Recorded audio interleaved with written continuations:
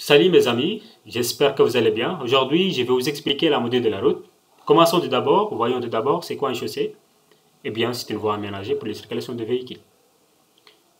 Soit les poids lourds, soit les véhicules légers. Pourquoi c'est intéressant ça? Parce qu'un ingénieur en génie civil, surtout un BTP, doit être capable de connaître les types de surcharges. Quand je dis les surcharges, ce sont les charges roulantes, ce sont les véhicules poids lourds, véhicules légers, etc. Euh, pour enfin dimensionner les couches, parce qu'il y a plusieurs types de couches, et pour choisir des matériaux durables, et enfin, ou finalement, de connaître la durée de vie. Voici un autre exemple, une autre définition pour les chaussées. Les chaussées se représentent comme des structures de multicouches. Quelles sont les couches? Nous avons la couche de forme, la couche d'assises et la couche de surface. La couche de forme, c'est pour améliorer la qualité du sol, si nous avons une mauvaise sol, et pour aussi également pour permettre de circulation des engins pendant la circulation d'une chaussée ou d'une route.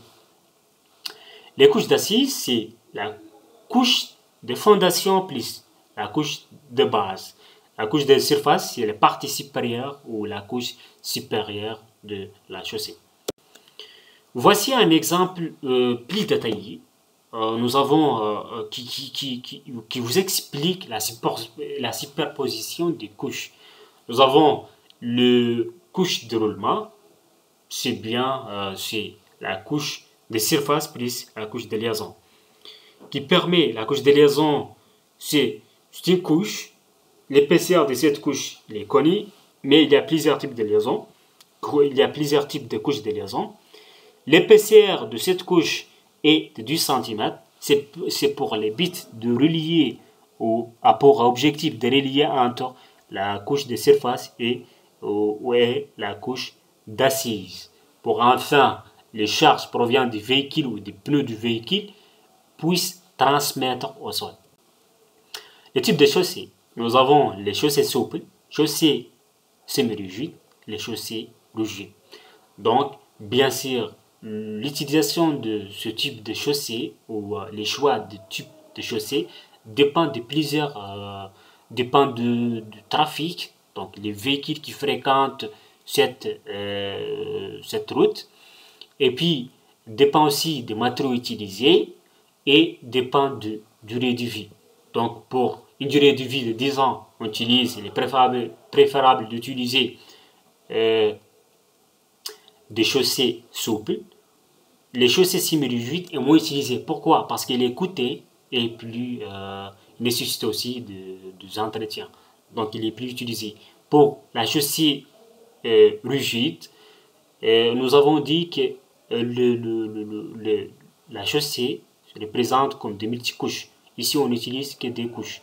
Pardon, une seule couche. La couche de fondation plus une dalle. Donc, nous avons dit, en résumé, que chaque type de chaussée dépend de la durée de vie et les matériaux utilisés. Donc, dépend du trafic et des matériaux utilisés. Voici les matériaux utilisés.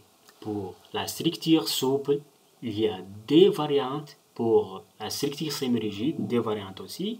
Pour la structure rigide, il n'y a qu'une seule variante.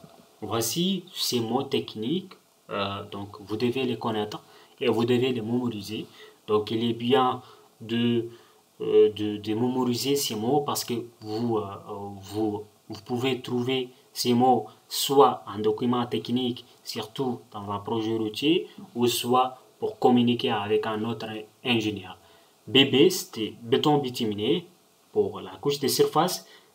GB, c'est graphe bituminé pour aussi pour la couche de base. Et GT, graphe traité ou non traité, soit on utilise des graphes traités, soit on utilise GNT, graphe non traité, pour les couches de fondation. Et puis finalement, nous avons le sol support. Les matériaux utilisés, comme je viens d'expliquer, c'est quoi le graphe non traité? sur 100% de granulat. Et puis, il y a d'autres constituants secondaires pour graphe ciment, etc.